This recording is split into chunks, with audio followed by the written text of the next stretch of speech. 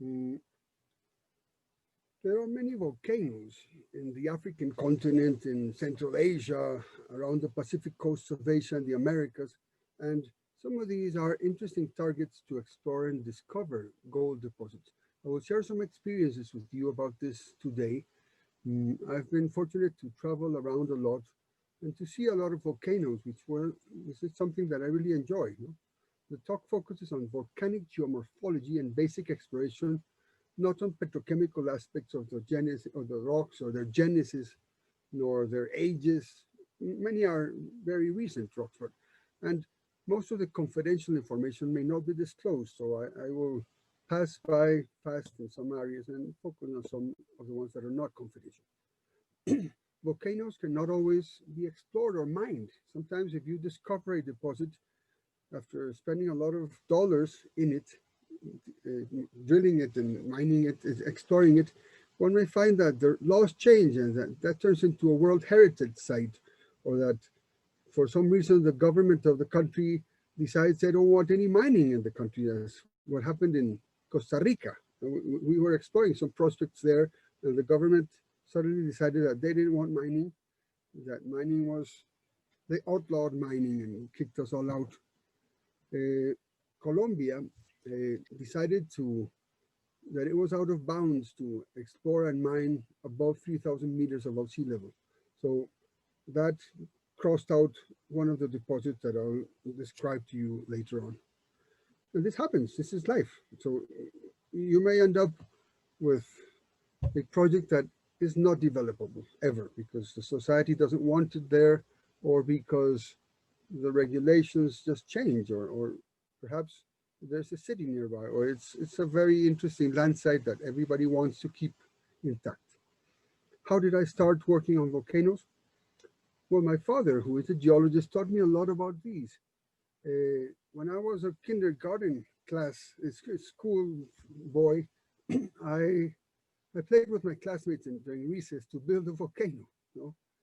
We had a corporation called Lobo Guerrero May Porras Volcan, and we met at lunchtime and digged a hole and made a mound and put something that burned inside it. We even had printed stationery. I remember as a child looking through my grandfather's library and being delighted by his collection of National Geographic magazines and beautiful pictures of African volcanoes and South American volcanoes. And it was amazing for me as a little boy to look at these, to look at nature in general. So books at home and in school libraries were the source. I really gobbled up everything I could find. During university years, I joined any field trips that I was able to get into to visit a volcano. And I had a special fund in a bank ready to go to any volcano that was blowing up and visit and learn. Most volcanoes are remote.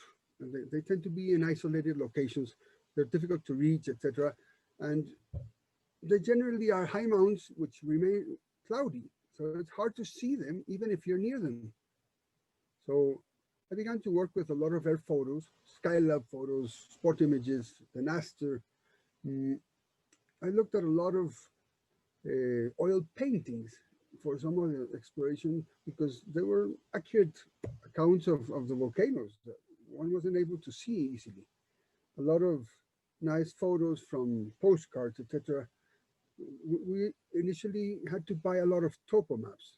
Digital elevation models were not available generally, so you had to buy them or make them from scratch. A lot of black and white field photos.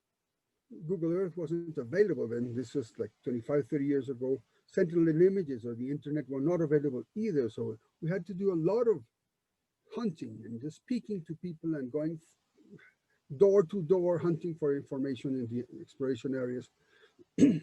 And we used a lot of radar sat images. These radar images are very helpful because they go through the cloud cover. So they are extraordinary for photogeology, for to understand the topography of the areas. And they are stereoscopic, so they really are helpful tools. there's this volcano in Colombia called the Galeras volcano. This is located in the southernmost Colombia in the department of Nariño. It's a very well studied volcano in the northern Andes. It expels half a kilo of gold per day to the atmosphere in the fumaroles. Half a kilo per day, every day. And this is in dormant days, you know, when the volcano is actually still, not making much, not doing much. And it probably concentrates a small amount of gold per day in the volcanic edifice, in the piping of these fumaroles. And with such slow rates, one can deposit more than 200 tons of contained gold in 10,000 years. So this is significant. And this doesn't take into account the moments of explosive activity or of brecciation. Hydrothermal activity increases significantly during these times, and deposition of precious metals increases tenfold or hundredfold. So during brecciation times, this really increases, so we can have a huge deposit forming in a very short time, geologically speaking. Do any of you notice something strange in this volcano in the photograph? Do you see something out of the ordinary? If we were in a room, I'd ask you to raise your hand and who sees something special. Since we cannot do that, I just tell you, the back of this volcano is missing. See, there's this portion on the front doesn't continue on the back. Why is that? Galeras volcano had a lateral explosion. So this is a satellite view of the same volcano. Notice there's a town here, a city called Pasto, and there's a chunk in the volcanic edifice that goes northeast, that blew up northwest. This is a view of the same thing. And notice that towards the bottom of the image, all of this material blew up. Well, look at, this is the other side of the image, where we were looking from the back of this, and now we're looking and see, look inside. There's this volcanic edifice, some lava flows that were built inside of the caldera that blew up. So this is the northern side of the Galeras volcano, and we see layers dipping outward, volcanic layers of ash and pyroclastics and lavas that form the volcanic edifice, the volcanic cone. This side view is very clear. So we had a volcano that had approximately a kilometer more of edifice, and that blew up violently in a paroxysmal explosion that just made all that material move sideways. And then the chunk remained for a while, and the insides of the volcano were very well exposed in these faces. They're vertical cliffs almost. It's significant. On the back, we see the city here, the Pastos city. And this is another lateral view. So we see this rim. There is about 800 meters of vertical elevation here, where the vertical wall is exposed. And we find the pyroclastic layers and lava layers very well exposed, and all of the hydrothermal mineralization and alteration well exposed and open for us to look at. This is the view from the city, the fumaroles that concentrate, that expel half a kilo of gold per day to the atmosphere. And the volcanic edifice towards the city side is complete. Towards the other side, it has a large missing portion. We'll look at now at the Lateral gold deposit located in Papua New Guinea. I was lucky to work for a company that discovered this deposit. This was called New Guinea Mining. And this was one of my first jobs as a recently graduated geologist, and I was really interested in this volcanic system. It's located to the northeast of Australia, in the Papua New Guinea archipelago here, where the arrow is pointing. This is a satellite or a spaceship view of the island. Notice that this caldera blew up towards the ocean, and About a third of the caldera is missing, and this is where the mine is located, right inside the caldera. This is at seaside, sea level. The volcanic explosion exposed the guts of the volcano, and that's where the mineralization occurs. And that's where somebody found it and made a mine out of it. This is one of the world's largest gold mines in operation. Here we see a map of Papua New Guinea, the big island, and northeast of that lies this small island here. The Lihir island, the Lateral deposit is located there. This deposit contains 320 metric tons of gold in proven and probable reserves, grading 2.3 grams of gold per ton.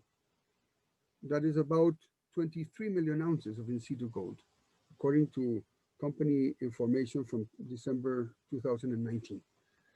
It produces about 1 million ounces per year. Yes, very significant deposit. Port Moresby, which is the capital of Papua New Guinea, is located right here in this portion south. So this is about 900 kilometers northeast of Port Moresby. And there are some references about the deposit in the last slide of the presentation. By the way, the presentation images will be available for you. And there's also a recording that will be available for you if you want to look at this in greater detail. So this is a satellite side view of the Lihir caldera and the deposit, which is right there. When I visited this, you couldn't stand in a place for very long because the ground was so hot. Because in some cases, the ground had 70 degrees, 80 degrees or something like that. You had to use special boots because this was still warm, bubbling, etc. A lot of hydrothermal activity, recent activity. There's a port, there's a lot of facilities here. I won't go into details, just I will focus on the geomorphology and the fact that the lateral explosion blew up this material and exposed the mineralization on the surface. Yes, so the scarp here has beds dipping outward, and mineralization can be touched directly. So it's very easy to evaluate and map this because you see the alteration directly and you can touch the mineralization. And there's a major road coming in here, and there's a big pit, and there's a wall that protects the seawater from coming into the pit. A lot of pumping has to be done because most of the mine is now sub-sea level and very near the water of the ocean. So, but this is the Lateral deposit in Papua New Guinea. We'll briefly go review something about volcanoes and their rocks. Not all volcanoes form in subductional environments. We have a lot of examples, and many people from Africa, from Eastern and Western Africa, from Egypt, from Sudan, have come to the talk, and they're interested in studying their own volcanoes, which are not subductional, they are anerogenic volcanoes. The volcanics in general are quite similar. This is an example of a subductional volcano, but it's just to show some very basic features. So we have the volcanic system, and there may be variations in the composition. So there may be more felsic and more mafic, and most of the mafic explosions, mafic extrusions turn out to be lavas and flow outward and freeze and form a thick layer or a layer of a solid substance. And some of the felsic volcanics turn into explosive systems, explosive materials that fall as ashes or as ignimbrites and form relatively porous materials sometimes. We'll take a look at some images of these rocks. So bimodal volcanics tend to form these volcanic edifices with layering. Typical stratovolcanoes are composed by layers of this type. Here we have an image of the Karimsky volcanic eruption in Kamchatka. This is a very interesting volcano that was filmed during its last explosion in an amazing detail. So we'll see some of this. This is a daytime eruption and an image of the nighttime situation where the lava is red hot. And this is a magnificent image of lava flowing outward in all directions to form the cone. This is an image of the same cone right after the explosion ended. So we have a small fumarolic activity continuing and the volcanic, the lava here spreading out in a very nice photograph. This is a caldera of another older volcano. Kamchatka is amazing, but we'll focus now. I wonder what this means. Do you all see an orange rectangle here? Yes. I don't know what that means. I don't know how to get it out. Okay, let's continue. I don't know how to do it. Can you leave the presentation or out and to see what happens? Window away, but I cannot move it. You see, it doesn't allow me to move it. Yeah. We'll have to leave it. Stop the presentation. Please, can you stop the presentation and then share screen again to see if it works? Okay, let me see. Where are we? Just a second. Please. Yep, it's gone. I closed the presentation, but let me now can make you share? sure that I can get back to that place. Okay, I'll start again. No, not a problem. Thank you, Mireia. I think we are here. And share a screen at the bottom. Yeah, let me get back to the screen with you guys. Here we are. No. Still we can't see. Yes, just a second. I have to share again, but I cannot get back to the presentation. At the bottom, there is a share presentation and look for the... Open again your presentation where you saved it. Yes, let me check because I cannot get back to it. First, open your presentation and then share the... Yes, but I cannot. Okay, here we go. Yeah, okay. Are you seeing my screen with a volcano on? Not yet. Volcano? Not yet. Let's see. There? Oh, yeah. It's great. Good. It's perfect. I hope the rectangle doesn't come up again. So this is the Karimsky volcano at night. A wonderful image taken by somebody else. And here we have a cross-section of a typical volcanic edifice. See, a volcanic cone, stratovolcano with layers of magma, lava, and pyroclastics or ash deposits. And the interdepositation of these layers successively builds the volcanic edifice, the cones, the typical Mount Fuji type things that we see, which are beautiful. And what happens when main parameters of these volcanic rocks are their cementation, their porosity, which is produced by the amount of voids in the volume of rock, and their permeability, which is a measure of the capacity of liquids to flow through that substance. And it is related to the amount of voids that are interconnected to each other. So these parameters, cementation, porosity, and permeability, determine if the substance, the volcanic substance, is an aquifer or an aquiclude. If these are not permeable, then they are an aquiclude. And if they are permeable and porous, they are an aquifer. And another feature which is important for mineralization is the reactability of the rocks, the amount of surfaces available that can react with hydrothermal fluids. This all depends on the rock chemistry and the surface, the areal surfaces that are exposed to the fluids. Here we have a photo of a red, well-cemented, non-porous material. This is an aquiclude. See, it's a red altered basaltic lava, very typical of any volcano. Porphyritic red basaltic lava.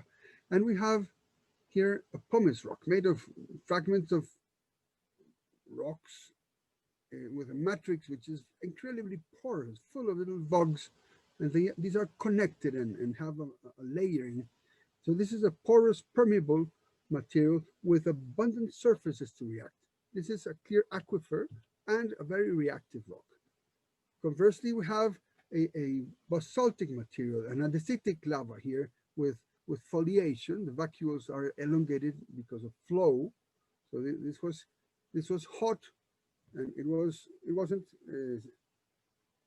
cemented yet while it flowed. But this is an impermeable material. So this is relatively permeable. So it's a good aquifer, and it's also fractured. So it is a fracture aquifer. Apart from many of the vacuoles are connected, so there is flow through the substance also. In this case, we have a welded tuff. These black, like tiger sheets, were rounded. They were spherical fragments of rocks that, when this fell, this was very hot, and everything was plastic because of the heat and deformed by compression and flowed. So this lateral foliation of the rock shows the flow. This is this is an impermeable material, so it's a good aquiclude, a welded tuff. So we'll look at a bit about the explosions. If we have this volcanic edifice, this stratovolcano, and we blow up this portion marked in blue, what will happen? This is an image that I saw myself, the explosion of a volcano called the Reventador volcano in Ecuador in 2002.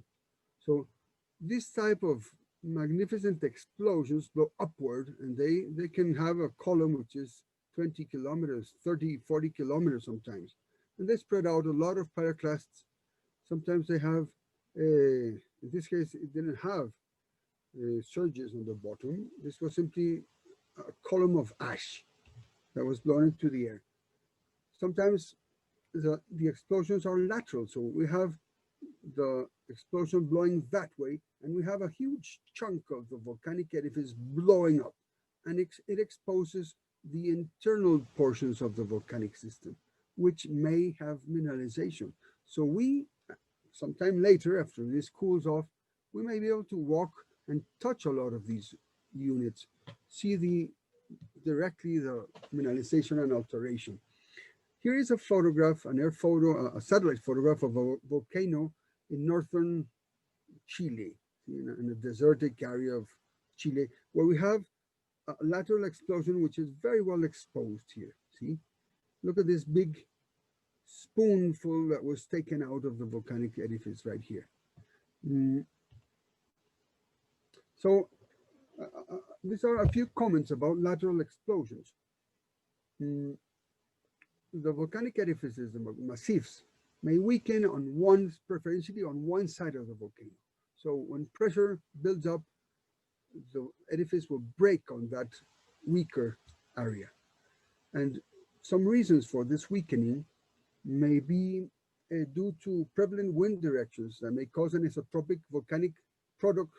So if the wind is blowing from left to right, the volcanic plume is this one, and it will fall on that side preferentially, and very little will fall on the left side.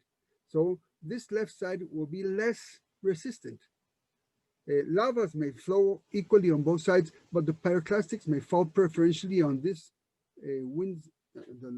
So this differential deposition of certain portions of the volcanic material may produce a differential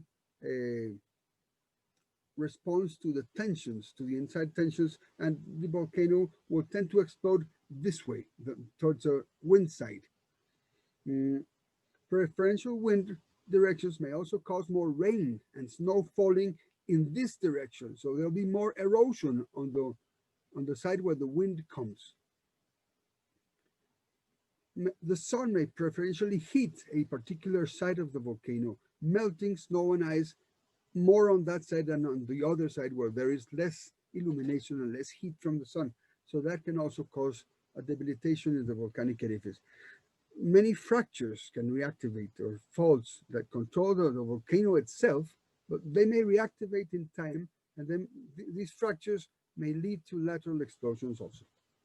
And external earthquakes, etc., can trigger volcanic explosions because of weakening. The side that landslides will be less resistant than the other part of the volcano. We have some examples now around the city of Quito in Ecuador. This is a lateral explosion of a huge volcanic system called the Guagua Pichincha. It is right next door to Quito, and one can walk up here and look at these magnificent exposures of the insides of a volcano. It takes a short amount of time to get up there if your legs are strong enough. So this is a vertical view. This is a side view.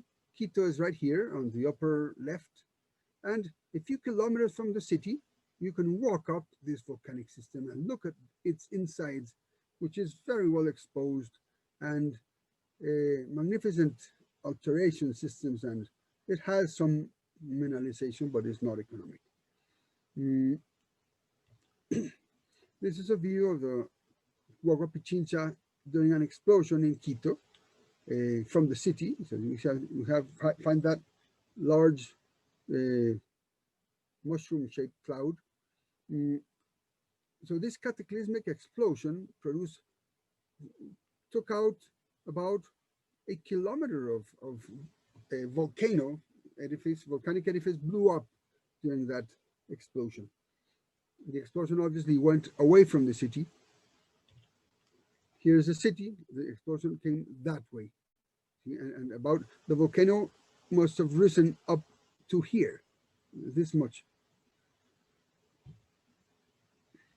So it is very easy to sample here because all of the drainage from the lateral explosion comes out through this creek, so this river. So if we sample here and we sample active sediments with the pan, we can verify if there is free gold in that system or what are the rock types, because every single rock that erodes from the basin will come out through this creek. So it's very easy to sample these things. And if something positive comes out of the exploration here, then we will do some field work on the exposures. All right. So this is plenty of Guagua Pichincha. These walls are very well exposed, and one can draw stratigraphic columns here and one can sample the mineralization if there is any. These are some examples of a Russian volcano that blew up in a similar way, and we're able to find these exposures, these horizontal layering, these inclinations of the lava flows and the pyroclastics. There is a lot of mineralization in this volcanic system, which I will not identify. We'll look at some examples from Nevada now. There is a deposit called Round Mountain. It is a producing mine. It is one of the world's largest gold mines. And the model of the sandwich style system was developed based on this mine. This is an image from a publication by Jeffrey Hedenquist, Antonio Rivas, and Eliseo González Urien from 2002, which is listed in the reference page on the back. And we see the surface of paleosurface and some fractures, some diaclasis, some joints or faults.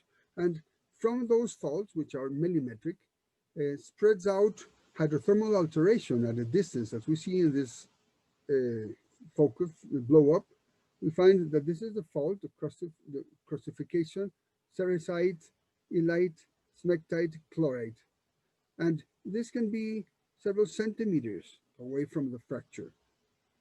But when we have a porous lithology, the alteration and the hydrothermal alteration and mineralization spreads out much more. So if right by the fracture in a non-porous zone, the distance of alteration and mineralization is in the order of some centimeters.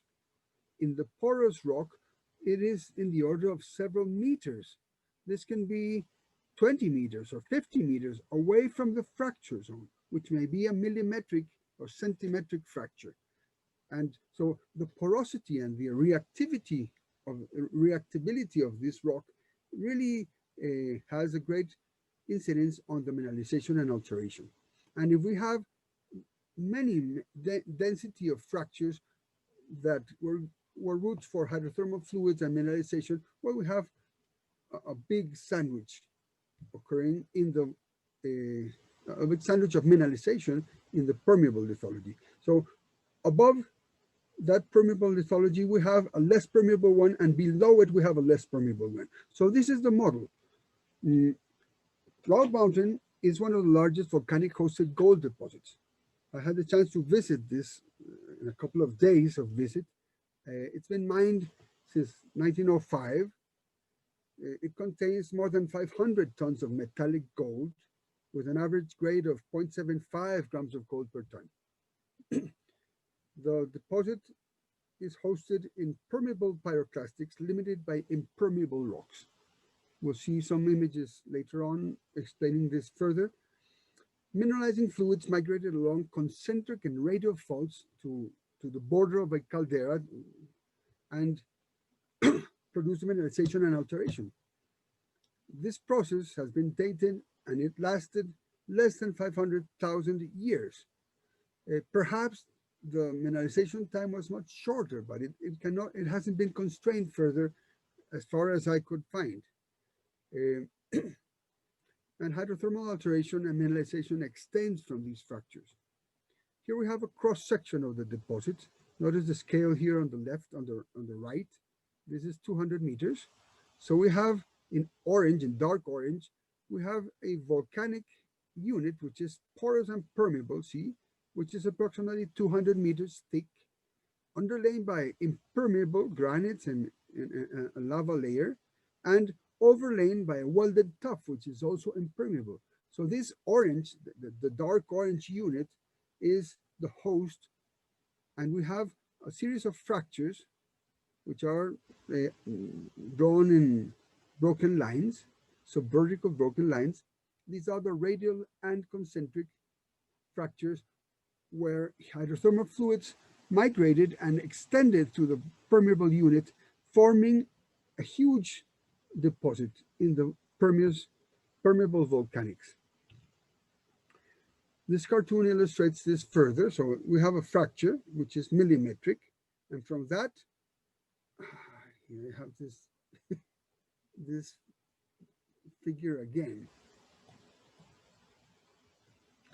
We're going to have to live with it. So the permeable rock is limited by impermeable units. So, hello.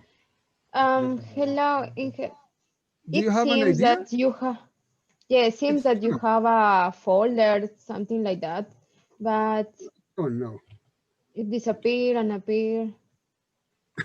Okay. Now it looks perfect. But... Okay, it's gone. I have no clue, but let's see if this works. All right, so we have an impermeable unit on top of a permeable one, and on the bottom we have an impermeable again.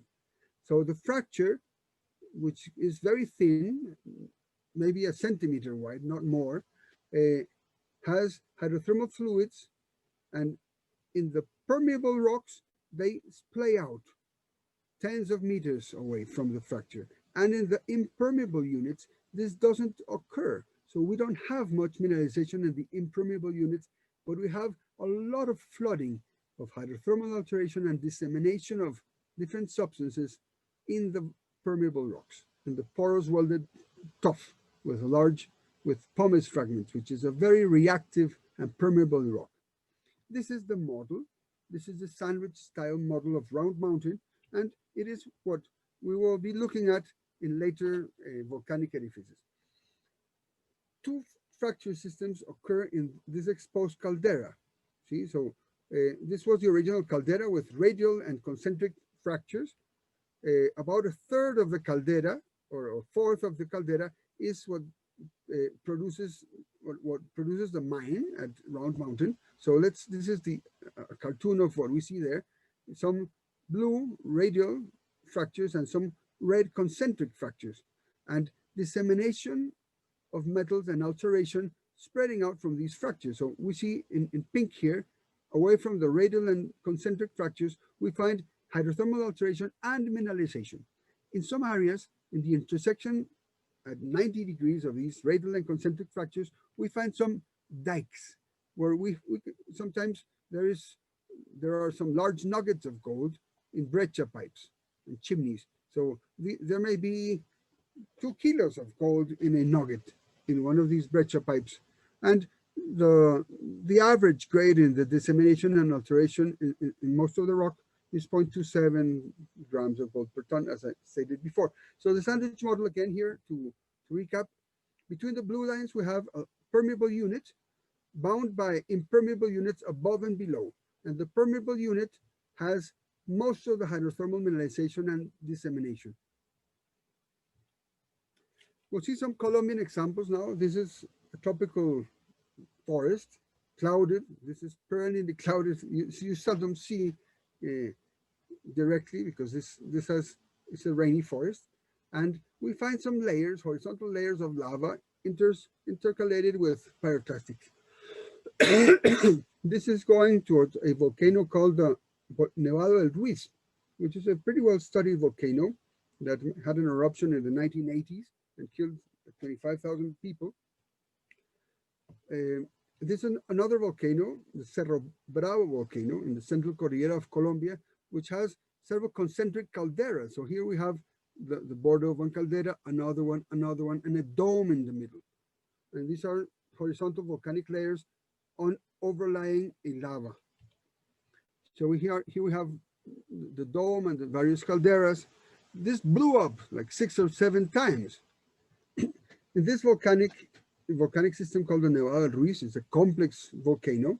We're heading up to it, as noted. It's generally very cloudy. No nice photographs here. This is very forested, so it's hard to see, but this is an interesting example which I can talk about. Located in the center of the central Cordillera of Colombia, the highest portion of it. It contains epithermal disseminations of gold associated to layers of tuff limited by lava flows.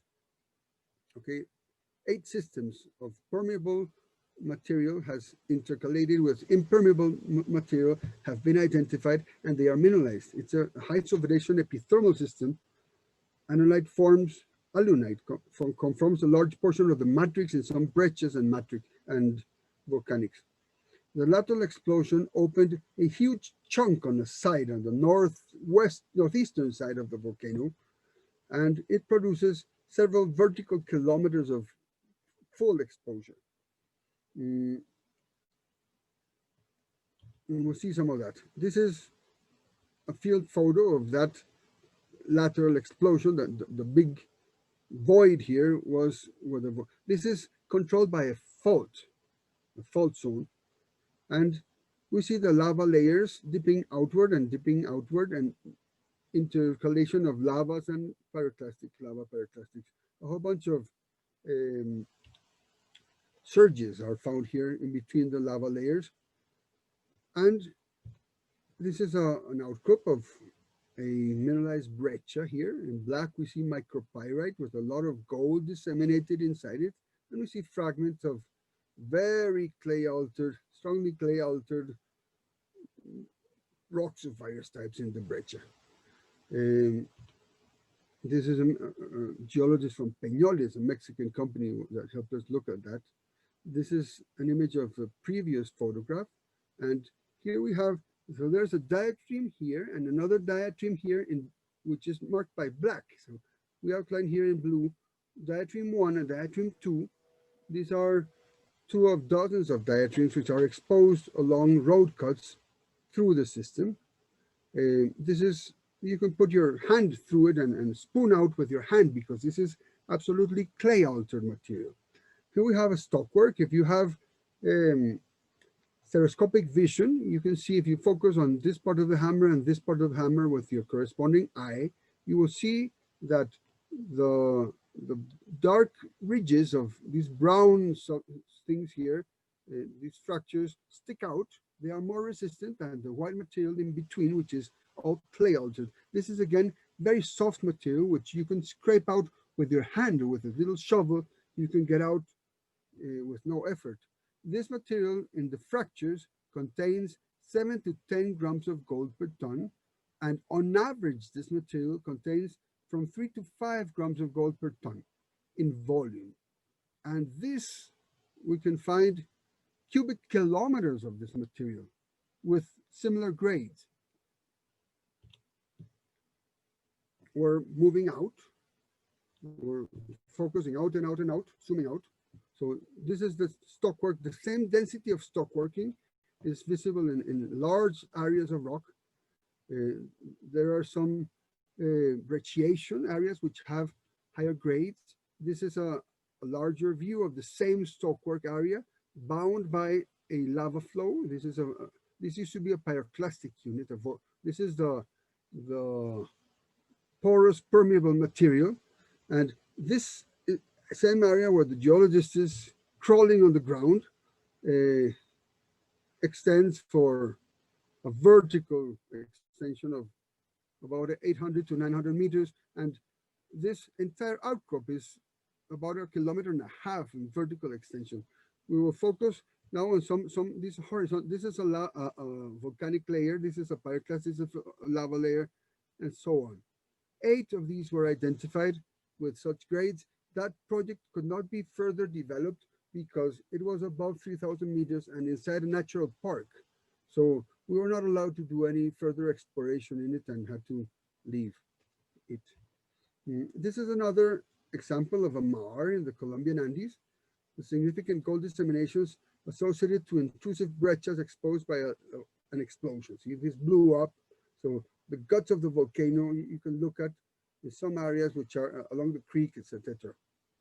There's a small dome around the volcanic, the caldera. This is a photograph from a Turkish volcano, the Galeras in Cappadocia. Turkey has a lot of volcanic activity, recent activity and a little old activity. It is very prospective. This is used to show that this volcanic edifice has been eroded by glaciation, so it's pretty eroded. And sometimes in eroded volcanoes, you can also look at the inside portion of them. This didn't have a lateral explosion, but simply was eroded by mounting erosion. We'll see some Equatorian examples now. This is an image, a side view from a satellite image of a volcano that had a lateral explosion in Ecuador. You see, this is the chunk and the well-exposed area. Ecuador has thousands of volcanoes, and most of them are very populated and have very good infrastructures here. In this place near Pomasqui, Calacali, see, we have a caldera which blew up, and it's pretty well exposed near the Pululawa volcano. This is the same image from a lateral view. We find this is a lateral explosion of that volcano, and one can easily look inside and sample and do a training exercise right here. These are cities. See, this is a very populated and densely vegetated and harvested valley. This is another one called Cerro Altar, which is not as populated, but it's very easy to sample here along this drainage. Here, the lateral explosion blew up this side of the volcano, and we can look at what is inside it. Here's another one near Otavalo, near the frontier with Colombia. Look at this one. See, it has a lateral explosion, very well exposed. Here it is. There is this valley here, Iluman, and this lateral explosion we'll look at in greater detail now. This is a side view of the same system. So one can walk up and sample, no effort, There's a road, a paved road right by it. Mm. Near the Imbabura volcano, there is an interesting system. So look at this. This here blew up. This is the explosion took place towards us. See, and so we can walk and sample there. Another volcano, which is the Rumiyawi. See, this is the Rumiyawi. Look, it blew up this side, this way, to the south left of the photo. Mm. This is near Machachi. This is the lateral explosion of that. Look at it here. And some of these are less accessible, but there are thousands of examples of this. See, there was a time when I had to leave Colombia and went there and explored and found a lot of stuff. This is the Ilalo volcano, right by the valley of Tumbaco, see, Cumbaya. Beautiful areas, a lot of agriculture there. So this is the side explosion of the Ilalo volcano. This is the Pan American Highway right there. So this is an interesting training field for exploration in these volcanic systems. Training here, and we exported this technology to Russia, and we're able to explore in the Kamchatka peninsula that has a lot of volcanic systems. The company was exploring there and contracted some consulting support from us, and we were lucky to be there. This is a map of the peninsula. This is easternmost Russia. The Pacific Vladivostok is over here. And there are thousands of volcanoes. There are two volcanic, digamos, chains. There's one inland and there's one near the coast of the Pacific. This is a beautiful area, no? It has a long winter, so summers are short and some of these animals come out in the summer. Most of these images are not taken by me because the images that I was able to take were crummy, very cloudy, bad field photos, because that is the normal life of a geologist. We seldom can get good photographs of beautiful photos every once in a while, but not all the time. Here we have Uchovsky, Tolkachik, Bensiamini, Simina, and Udina volcanoes. Yeah, we'll look at some of these examples in detail. Two of these we'll look at in detail. Who can describe what we are looking at? Raise your hand. So we're looking at the same volcano from another view. We have a lateral explosion and then a dome that built up in the middle of the volcanic system once again. This is another side view of the same situation. So there was this lateral explosion and then the volcano is growing up again. This is similar to Galeras volcano, the one we saw in southern Colombia. This is the Bensamiani volcano in Kamchatka. Here we see in some air photos of calderas. Look at the layering inside, the lava flows and the erosion, see, or the lateral explosion, and then pyroclastics that were laying on top. This is the type of layering that we will see in lateral explosions. This is the Mineralizing volcano. It's very interesting, and this is a winter view of the same. Work infrastructure there is very meager, so you need to do a lot of work through using helicopters or walking incredible distances. So it's a lot of work.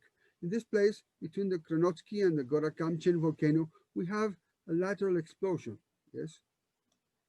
And if we focus on that, this is called the Schmitta volcano. That is extremely well exposed and is mineralized, and not economically, but so it's very easy to sample there. You get here in a helicopter, you sample this creek, you do active sediments and look at the boulders, which are a sample of whatever is up in the same basin. Another view of this is several kilometers of exposure of the guts of the volcano. This target I call L12. It's coded because it's a project that somebody is exploring. There's another one. So this has a lateral explosion that is huge. Look at it. This is the same It's similar to the previous one, the Smita, where this is a very easy to sample drainage system. This is another example, which is coded, another lateral explosion, which is interesting to look at and has mineralization. If you, as an exercise, I would like you to take a look at this image and figure out where we can find lateral explosions within this air photograph, this satellite image. So a general exploration strategy is to prioritize targets, regions of interest, then identify suitable targets using volcanic geomorphology, very basic tools to locate where volcanic edifices had lateral explosions, and then we prioritize them based on land availability. Can I get a mineral right of that ground? Is the volcanic system inactive? Will it, I don't want to have my mind blow up. Are there environmental constraints or political or climatical or logistical aspect to be considered?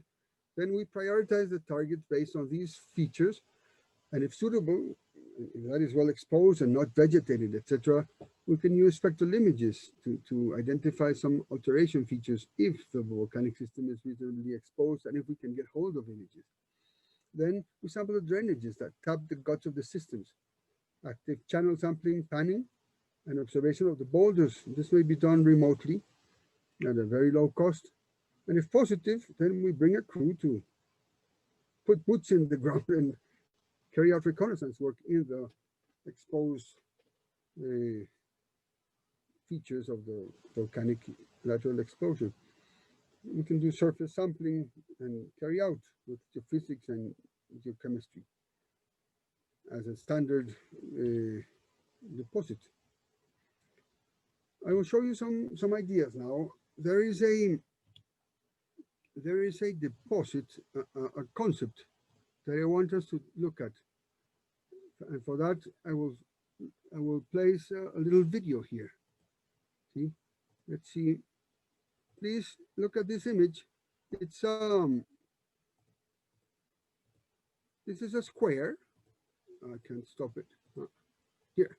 So it's a square. Everybody sees a square there. Would you gamble on it? Would you bet your arm that that's a square?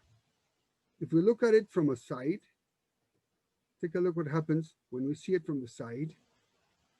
And when we see it from the back in a certain angle, that square becomes a circle. Doctor, sorry, we can't see. Only you cannot see? Oh, let me see. Let's see. Please. What can I do? I have to stop sharing the screen? Now it's showing. I will go back and share the screen with the video. Let's see if we can do that. Just a second. Please excuse me. I thought you were seeing it. Sí, no puedo ver la cámara. O sea, tengo que estar todo el tiempo prendido, creo, porque si no al último no me voy a ver. Préndele la cámara. Let me make sure. I thought you were able to see it, so I continued. Do you see my image? Not yet. Not yet. Let me put it on the screen and then I'll share. This isn't working very well.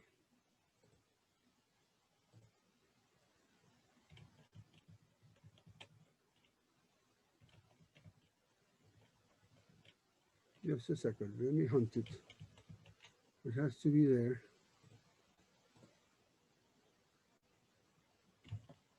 Okay, this is a philosophical thing. Can you share, please? Yes, I'm trying to get it sorted, but it doesn't work. Here I have it. So I'll share now again. Okay.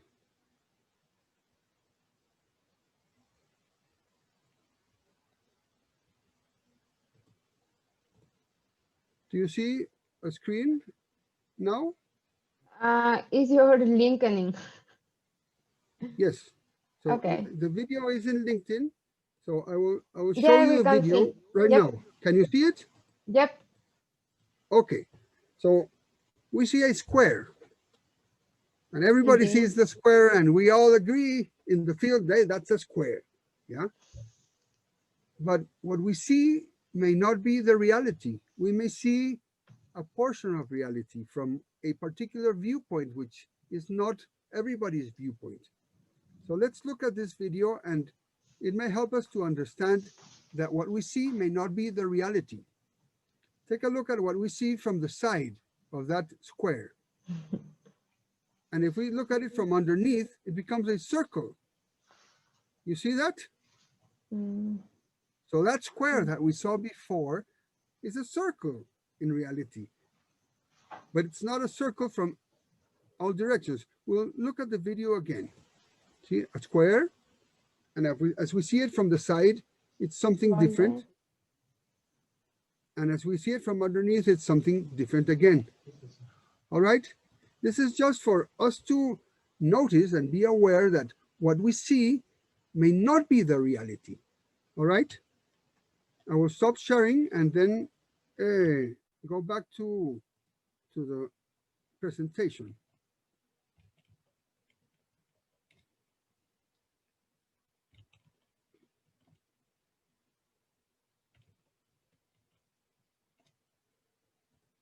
All right. So here we were. Everything depends on the point of view that we have. And as geologists, we have to be aware of that situation, because what we see is really not the reality, but we are convinced that it is the reality. All right? If your opinion is based on hard, verifiable evidence, is that really a square? Have you looked at it from multiple points of view? Are you willing to bet your shirt on that? Are you sure? So then look at the video again. And has your opinion changed after watching the video? We based a lot of our investigations on our observations, but they may be wrong. Yes? These are some images from the city of Yerevan, the capital of Armenia. This is in the northeast of Turkey. So what one sees depends on the visibility. If it's foggy or cloudy, we may not see the reality, the full reality. It depends on the angle of vision that we have. If we were able to fly 3 kilometers above the thing to look at it, we may have a different view, but we are stepping on the ground, so it's hard for us to get a high view of the volcanic system. The time of the year influences a lot. If it's covered in snow, we may not see a lot of the features. The time of the day the shadows, the illumination. If we're looking at something during the winter months, there may not be enough light, or the mixture of the light may not be the wavelength that we need to see the real colors of the situation. The degree of tiredness that we have. If we're an exhausted person, we may not see things when we're too tired. We may overlook a lot of things. The amplification, if we are very far from the point of interest, we may need some very good binoculars to focus, or we may need to walk nearby to see better. The elevation, a lot of distractions. If we have, for example, this beautiful arch or this beautiful mosque, we may not see the landscape because we are distracted by the beautiful scenery. So this is an example. This view is from this city. We can see a volcanic system, which is incredible, but we may not see it because we are distracted by these various features. Do any of you have an idea about the name of these mountains? By the way, these are poppy flowers, poppy, beautiful wild poppies.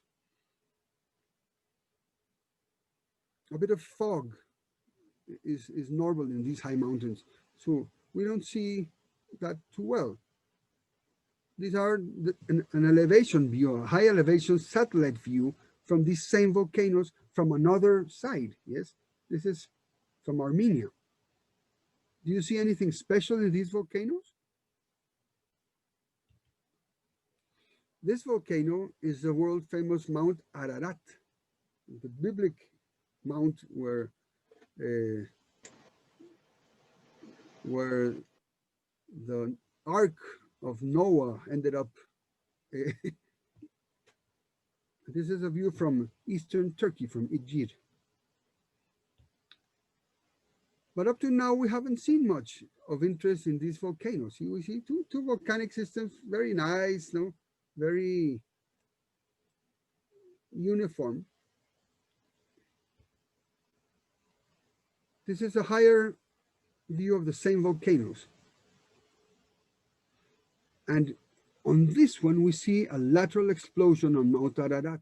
We didn't notice on the previous photographs because we had a shadow or the wrong view. This is looking from the back of the lateral explosion.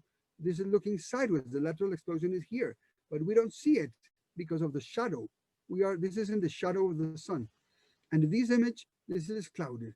It's right here, but we don't see it because this is a foggy day. So if we happen to walk by these magnificent mountains in a foggy day, we will not see the lateral explosion and we may not sample this volcano. It's out of bounds in any case. Nobody allows you to mine in Mount Ararat. But it's mineralized. It has gold in the system and it's exposed, but you don't get permission to touch it. So this is the lateral explosion. Now that we have been told about it, we see it. So we have to keep our eyes wide open and our objectivity wide open as we explore in the field to see what is to be seen. This is another view of Mount Ararat and the small Ararat from Artashat in Armenia. The lateral explosion here is quite evident, but it depends on the season of the year, on the shadows, etc. A foggy day doesn't allow us to see clearly. We walk over that and not go sample it. This is a foggy day with less snow. And this is a better resolution from nearby. There's a monastery here called St. Jacob of Akori. But so this is to show us that we must be aware that we have limitations and we have prejudice in our observations in the field. And we may not have the best day to see the things. So we have to keep all that in mind to see what is really there and not what we think we see. So these are views of Mount Ararat from Yerevan. Here we don't see the lateral explosion that well. See, here it is, but if we don't have a sharp eye to see it, we may not see it, all right? This is a view of a statue of Armenia with Mount Ararat on the back. Here we have a vertical satellite image. Notice the lateral explosion up here. This is the sampling creek. This is several kilometers of outcrop. It's very well exposed. The volcanic edifice rises 6,000 meters above sea level. So it's perennially snow-capped in most of the year. This is the lateral explosion that we can sample. Now we have the conclusions. Porous permeable volcanic strata, these pyroclastics, may be bound by impermeable rocks above and below, and there may be significant dissemination of alteration and mineralization within the layer which is porous and permeable. From thin fractures in the rock, hydrothermal fluids may spread out and mineralize that unit, while they will not produce much mineralization in the impermeable units above and below. This is called the sandwich-style mineralization. And lateral explosions in the volcanic edifices allow us to go and touch the inside part of the mineralization in this volcano. We don't have to drill this initially. We can go and touch the mineralization. We can sample directly, look at the alteration and define volumes in these volcanic systems with great ease. Shall we continue exploring for gold following the end of the rainbow? Look in here. The Pacific coast of Asia and the Americas, and many of Central Asian areas and African areas still have numerous volcanic systems where sandwich-style precious metal deposits may have formed. Perhaps these ideas that I've shown on the presentation may be able to help you find new giant deposits. Good luck. Would any of you want to have one of these sandwiches? I now invite you to take action. Many of the members in the audience want to find new giant gold deposits. I can help find them. I can find them in sandwich environments, have a pretty good idea where to search, but lack the money to do so. Let's work together to make a fortune. If any of you are interested in this, drop me a line now. I'll be glad to help. Okay, so now we're open for questions. If any of you want to comment, please open your microphones and comment freely. Well, perhaps Mireya can lead who can answer a question, who can ask a question. These are the references.